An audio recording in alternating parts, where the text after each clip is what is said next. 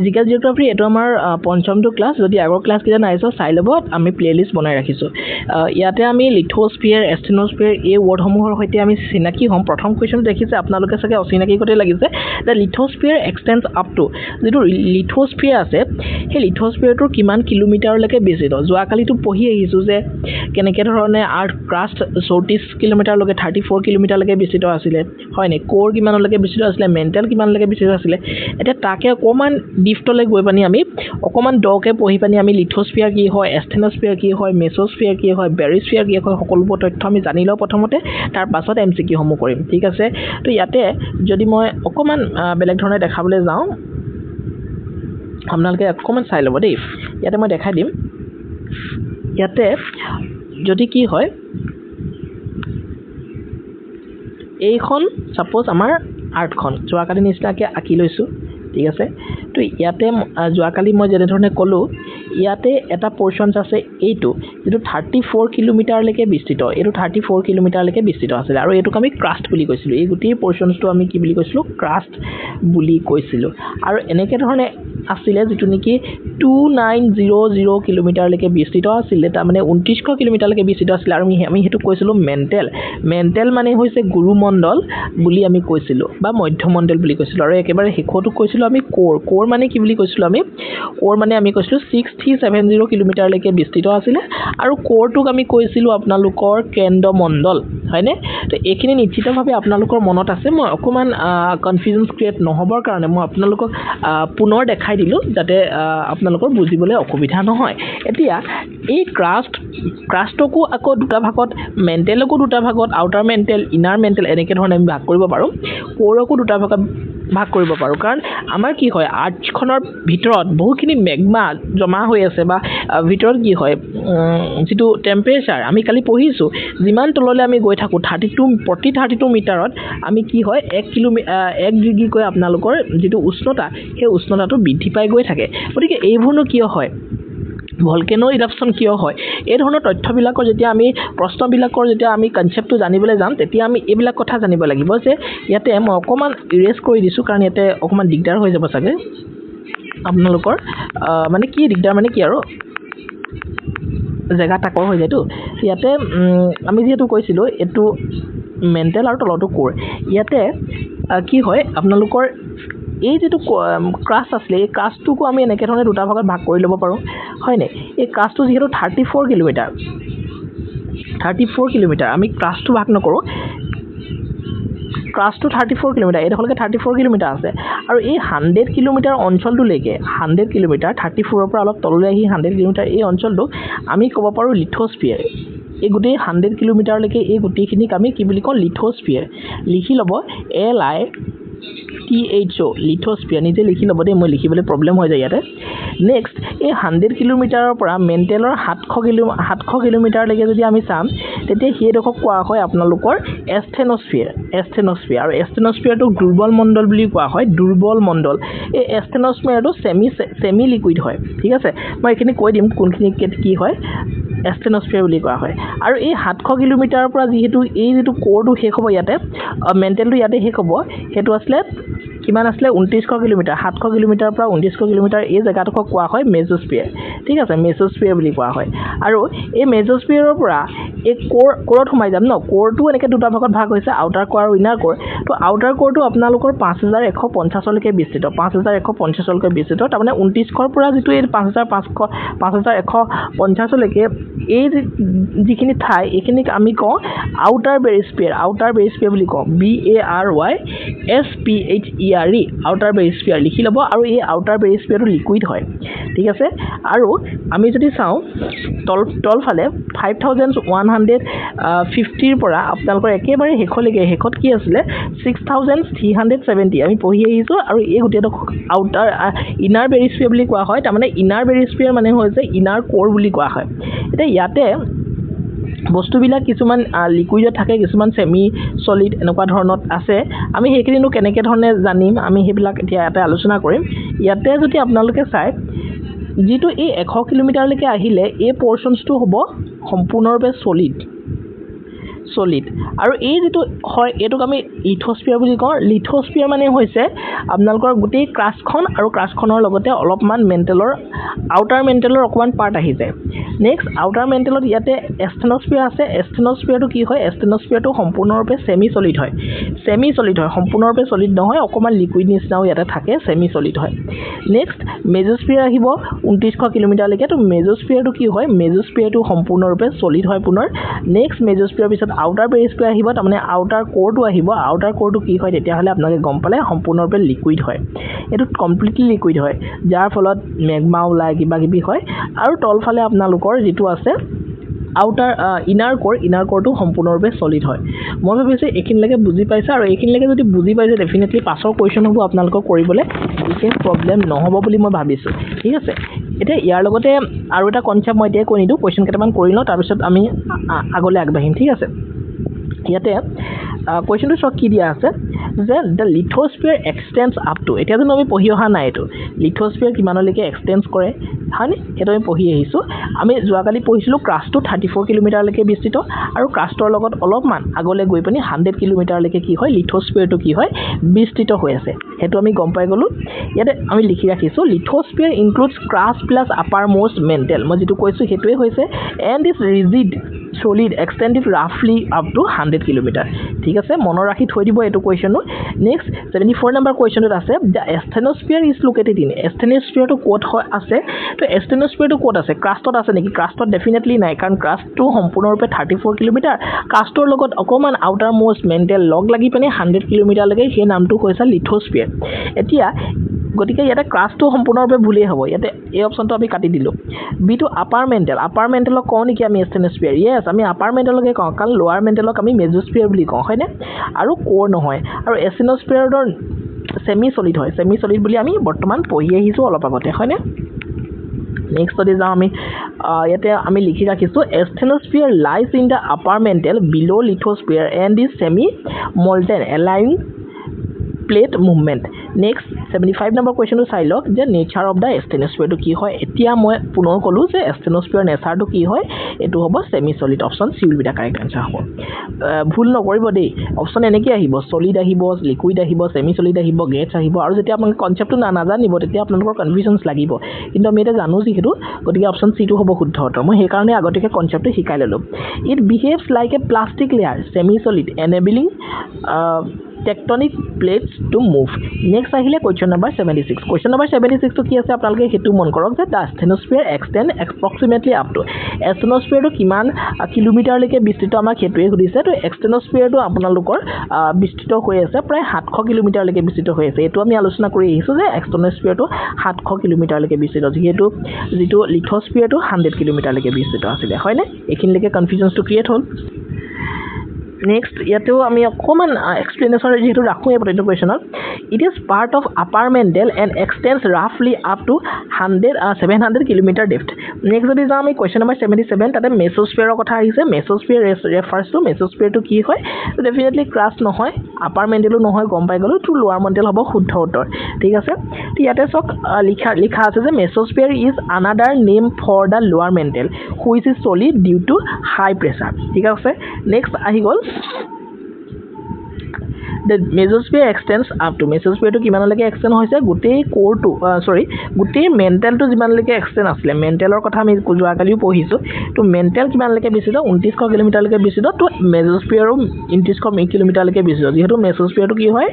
inner mental হয় হয়নে লোৱাৰ মেন্টেল হয় ঠিক আছে নেক্সট যদি যা আমি lower mantle extends from about 700 km to 2900 km depth next যদি আমি question number 79 outer core কথা আহিলে outer core টোক আমি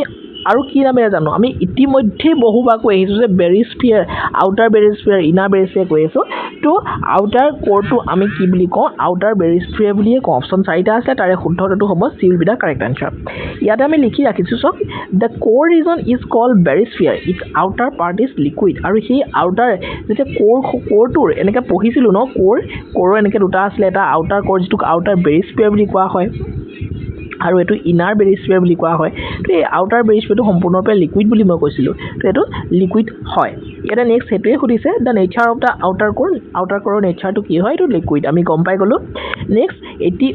ইয়াতে liquid outer core is molten liquid iron and nickel responsible for Earth magnetic field আৰু এটো যেটো আমাৰ আৰ্থৰ এটা মেগনেটিক ফিল্ড আছে আমি এটা চুম্বকীয় শক্তি আছে আকৰ্ষণ আছে এটো আমি জানো ন তো এটো কিহৰ কাৰণে হয় এই আউটাৰ কোৰটো কাৰণে হয় মানে আউটাৰ বেৰিস্ফিয়াৰটো কাৰণে হয় দ্য ইনাৰ কোৰটো কি হয় একেবাৰে তলৰ যেটো একেবাৰে কেন্দ্ৰমণ্ডল তো একেবাৰে ভিতৰৰ যেটো আছে কেন্দ্ৰমণ্ডল তো হেতুক আমি সলিড বুলি কম সম্পূৰ্ণৰূপে ই সলিড হয় ডিউ টু প্ৰেছাৰ হয় temperature so despite high temperature immense pressure keeps the inner core solid ঠিক আছে আউটাৰ কোৰটো কিন্তু লিকুইড হয় কোৱেশ্চন কিন্তু এইবিলাকৰ ওপৰতে বনিব next the inner core extends up to inner কোৰটো কিমানলৈকে এক্সটেন্ড আছে তো ইনাৰ কোৰটো কিমানলৈকে এক্সটেন্ড আছে আমি এটো বাৰে প্ৰতি ৰিভিজন কৰি আহিছো বাৰে প্ৰতি পঢ়ি আহিছো যোৱাকালিও কৈছো যে এটো 6070 হ'ব শুদ্ধ উত্তৰ যেহেতু আউটাৰ কোৰটো 5150 কিলোমিটাৰলৈকে বিস্তৃত আছে এটো পঢ়ি আহিছো নহয় গতিকে মনত ৰাখিব শুদ্ধ উত্তৰটো হ'ব C will be the correct answer it extends up to Earth centre 6070 kilometre radius next যদি যাওঁ 83 নম্বৰ কোৱেশ্চনত কি আছে which layer forms the largest volume of Earth তো আমাৰ আৰ্থখনৰ কোনটো লেয়াৰ লাৰ্জেষ্ট ভলিউম মানে লাৰ্জেষ্ট আসলতে আয়তন কোনটো আছে কোনটো স্তৰৰ আছে এতিয়া চক আমি যেহেতু পঢ়ি আহিছো এটোতে মই আকৌ এটা ফিগাৰ ড্ৰ কৰি আপোনাক দেখাই দিও যেহেতু এনে ধৰণে আমি গুটি আৰ্থখন পঢ়িছো ইয়াতে এটো আমি ক্ৰাষ্ট বুলি পঢ়িছো এই দখতে মেন্টেল আৰু এই দখতে কোৰ এতিয়া আমি বাৰে প্ৰতি পঢ়ি আহিছো যে ক্ৰাষ্টটো 34 কিলোমিটাৰলৈকে বিস্তৃত হয় নে নহয় নেক্সট মেন্টেলটো আপোনালোকৰ 2900 কিলোমিটাৰলৈকে বিস্তৃত আৰু কোৰটো মই পঢ়ি আহিছো যে 6070 কিলোমিটাৰলৈকে বিস্তৃত এতিয়া আপোনালোকে যদি চাই এই যেটো আৰ্থৰ ক্ৰাষ্ট এটো গুটি আৰ্থখনৰ মাত্ৰ 1% কাৰণ এই 34 কিলোমিটাৰলৈকে বিস্তৃত আৰু এই যেটো কোৰ আছে এই কোৰটো যদিও 6070 কিলোমিটাৰলৈকে বিস্তৃত কিন্তু এই পৰ্চনটো অকমান সৰু চকচোন তললে জুঙা হৈ গৈছে এইটো এই পৰ্চনটো সম্পূৰ্ণৰূপে 16% হে হয় গুটি আৰ্থখনৰ 16% আৰু ক্ৰাষ্টটো হৈছে আৰ্থখনৰ 1% গতিকে আটাইতকৈ ডাঙৰ পৰ্চনটো হৈছে 83% তাৰ মানে মেন্টেলটোৱে হৈছে আটাইতকৈ ডাঙৰ পৰ্চনছ তো ইয়াতে হেতু ভুল কিন্তু আপোনালোকে নকৰিব ঠিক আছে তো ইয়াতে আপোনালোকে চাই লওক which layer forms the largest volume of earth to largest volume of earth কোনটো লেয়াৰৰ হয় আমাক হেতু খুদিছে তো এটো হ'ব mantle option B will be the correct answer হ'ব ইয়াতে হেতুৱে লিখাই আছে আপোনালোকে চাই লব পাৰে mantle occupied about 83% earth volume making it largest layer আৰু এটোকে লাৰ্জেষ্ট লেয়াৰ বুলি কোৱা হয় বহুতে কোৰ বুলি কৈ দিব কিন্তু কোৰ নহয় এটো হ'ব মেন্টেল লাৰ্জেষ্ট লেয়াৰ মেন্টেল মনত ৰাখি থৈ দিব approximate percentage of earth's crustৰ approximate percentage to কি হয় এটা মই কৈ আহিলো আৰ্থ ক্ৰাষ্টটো সম্পূৰ্ণৰূপে পৃথিৱীখনৰ 1% হয় মাত্ৰ ঠিক আছে এটো আলোচনা কৰি আহিছো ক্ৰাষ্ট ইজ ভেৰি থিন কম্পেয়াৰ্ড টু আদাৰ লেয়াৰ্স ঠিক আছে নেক্সট যদি যা আমি approximate percentage of earth's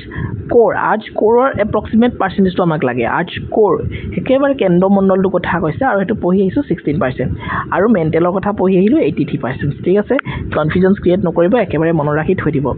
কোৰ makes up about 16% of earth volumes next আহিলে 86% অকমান আপোনালোকৰ এলিমেন্ট এবান্ডেন্ট এলিমেন্টৰ কথা সুধিছে এটা এবান্ডেন্ট এলিমেন্টৰ কথা কোৱাৰ লগে লগে মই দুখন চাৰ্ট আপোনালোকক দিছো একেবাৰে বনাই লওক ইয়াতে আপোনালোকক সুধিব পাৰে হোল আৰ্থৰ পৰা হোল আৰ্থ এটা প্ৰথম কোৱেশ্চনটো হোল আৰ্থৰ পৰা আহিছে তো হোল আৰ্থত কোনটো আসলতে এলিমেন্ট বেছিকে পোৱা যায় আপোনালোকে মনত ৰাখিবলৈ কি কৰিব IOS मैक्से निकला এই মাত্ৰ ওয়াৰ্ডটো আপোনালোকে মনত ৰাখিব তেতিয়া আপোনালোকৰ ডেফিনেটলি গুটি কিমান কোনটো এলিমেন্ট বেছিকে আছে আৰ্ট গুটি হোল আৰ্থত হেতু আপোনালোকে মনত ৰাখি থব পাৰিব মই শৰ্ট ফৰ্ম দি দিছো যেহেতু মনত ৰাখি থৈ দিব এটা হোল আৰ্ট বুলি কৈ দিয়া লগে লগে মনলৈ আপোনালোকে কি আনিব IOS मैक्से निकला IOS কি হয় ইন্ডিয়ান এটা অপাৰেটিং সিস্টেম বুলি ধৰি লব मैक्से निकला ঠিক আছে তো এতিয়া এই ৰখতে আপোনালোকে যেতিয়া পঢ়িবলৈ যাব এতিয়া বুজি পোৱা নাই নিশ্চয়কৈ তো এতিয়া ইয়াতে এবান্ডেন্ট বুলি কৈ দিয়াৰ লগে লগে আটাইতকৈ বেছি কি আছে আই ফৰ আইৰন আছে আইৰন আৰু সেকেন্ড এবান্ডেন্ট হৈছে অক্সিজেন সেকেন্ড হাইয়েস্ট আছে অক্সিজেন আৰু আইৰনটো আপোনালোকৰ প্ৰায় 35% আছে আৰু অক্সিজেনটো প্ৰায় 30% আছে আৰু তৃতীয়ত আছে সিলিকন চতুৰ্থত আছে এম ফৰ মেগনেছিয়াম আৰু পঞ্চমত আছে নিকেল এন ফৰ নিকেল ঠিক আছে I for iron O for oxygen, S for silicon, M for magnesium আৰু N for nickel সেইখিনিলৈকে নিশ্চিতভাৱে বুজি পালে এতিয়া নেক্সট যদি আমি কৈ দিওঁ যদি আপোনালোক ক্ৰাষ্টৰ কথা সুধে আৰ্থ ক্ৰাষ্টত কোনটো এলিমেণ্ট বেছিকৈ আছে তো তেতিয়া আপোনালোকে মনত ৰাখি থৈ দিব কি মনত ৰাখি থৈ দিব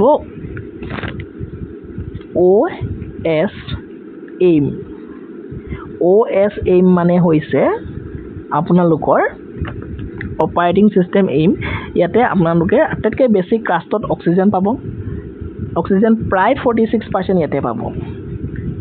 আৰু সেকেন্ড বেছিকৈ পাব আপোনালোকে সিলিকন প্ৰায় 28% পাব আৰু থাৰ্ড পাব আপোনালোকে এলুমিনিয়াম ফৰ্থ পাব আইৰন ফিফথ পাব মেগনেছিয়াম গতিকে খেলি মেলি এতিয়াৰ পৰা নালাগে ক্ৰাষ্ট বুলি কৈ দিয়াৰ লগে লগে মনলৈ আনিব যে OS aim আৰু হোল আৰ্থৰ কথা যেতিয়া সুধিব আপোনালোকক তেতিয়া মনলৈ আহিব IOS মেক্সে নিকলা